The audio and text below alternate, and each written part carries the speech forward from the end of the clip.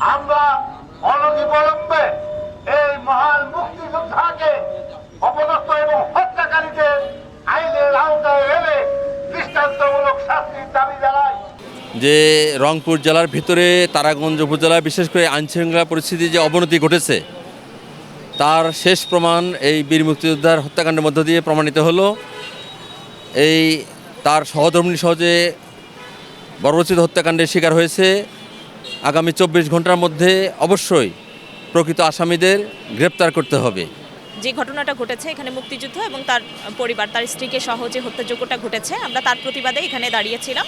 এবং এটা তো একটা বিজয়ের মাস চলছে এবং এই মাসে একজন মুক্তিযোদ্ধাকে হত্যা করা আমরা একটা অশনি সংকেত হিসেবে দেখছি। এবং এর পিছনে যে একটা মুক্তিযুদ্ধ বিরোধী যে শক্তি আছে, তাদের যে আস্ফালন যে ঘটেছে এদেশে, এবং তারা নানানভাবে এই মুক্তিযোদ্ধাদের উপরে আমরা তার আগেও দেখেছি এখানে গলায় মালা দেওয়া, এই ঘটনাগুলো ঘটছে। তার মানে একটা যে নিরাপত্তাহীনতার যে বিষয়টা, প্রত্যেকটা নাগরিকের, শুধু মুক্তিযোদ্ধা না, তাদের যে নিরাপত্তা রাষ্ট্র যে নিশ্চিত করবে, সেই জায়গায় আসলে রাষ্ট্রের সেই যথোপযুক্ত যে নেওয়ার দায়িত্বটা, সেই দায়িত্বটা রাষ্ট্র নিচ্ছে না। আমরা সেই জায়গায় বলছি যে অবশ্যই হচ্ছে কি এখানে আইন শৃঙ্খলা যে বিষয়টাকে, সেটাকে হচ্ছে কি করতে হবে আর কি, জনগণের নিরাপত্তা নিশ্চিত করতে হবে, সেই দাবিতেই আমরা এখানে দাঁড়িয়েছি। অবগত আছেন যে এই হত্যাকাণ্ড সংঘটিত হওয়ার প্রায় 72 ঘন্টা পেরিয়ে গেলেও প্রশাসনের পক্ষ থেকে আসামিদেরকে ধরার ক্ষেত্রে কোনো রকম গাফিলতির আছে কি না সে বিষয়টিও আমরা স্পষ্ট হতে পারিনি।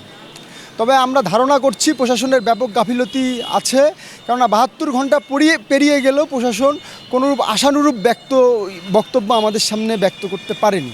তো আমরা প্রশাসনের কাছে দাবি জানাই, অবিলম্বে একটি সুষ্ঠু, নিরপেক্ষ এবং বিচার বিভাগীয় তদন্তের মধ্য দিয়ে এই হত্যাকাণ্ডের নেপথ্যের কারণ উদ্ঘাটন করা হোক। একজন বীর মুক্তিযোদ্ধাকে তার স্ত্রীসহ নৃশংসভাবে হত্যা করা হয়েছে। আমরা কিছুক্ষণ আগেই এই প্রেস ক্লাব চত্বরে মানববন্ধনে সমাবেত হয়েছিলাম। আমরা বাম গণতান্ত্রিক জোট এই মানববন্ধন থেকে অবিলম্বে জোট দাবি জানিয়েছি এই বীর মুক্তিযোদ্ধা যোগেশচন্দ্র রায় এবং তার স্ত্রী সুবর্ণা রায়ের হত্যাকারীদের অবিলম্বে দ্রুততার সহিত গ্রেফতার করে তাদেরকে বিচারের আওতায় এনে তাদের সর্বোচ্চ শাস্তি নিশ্চিত করতে হবে। দ্বিতীয় দাবি হলো যে এই হত্যাকাণ্ডের সাথে যুক্ত, আমরা ধারণা করছি অবশ্যই কোনো কায়েমি স্বার্থবাদীরা এই হত্যাকাণ্ডের সাথে যুক্ত আছে, তাদেরকেও যে কোনো উপায়ে হোক এই শাস্তির আওতায় আনতে হবে।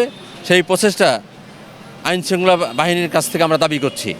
বীর মুক্তিযোদ্ধা এবং সরকারি প্রাথমিক বিদ্যালয়ের অবসরপ্রাপ্ত প্রধান শিক্ষক যোগেশচন্দ্র রায় এবং তার সহধর্মিণী সুবর্ণা রানী রায় গত 6 তারিখেই রাতে নৃশংসভাবে খুন করার এবং সারা বাংলাদেশে যে মুক্তিযোদ্ধাদের অপমান, মুক্তিযোদ্ধাদের যে কলঙ্কিত যে অধ্যায় শুরু হয়ে গেছে, স্বাধীনতা 71-এর পরাজিত শক্তিরা যে ওত পেতে থেকে 71-এর সেই প্রতিবাদে প্রতিহিংসার যে আগুন তাদের যে দাউ দাউ করে জ্বলছিল, তার এই প্রতিশোধ এই ইংরেজ সরকার আমলেই তারা সুযোগ গ্রহণ করছে।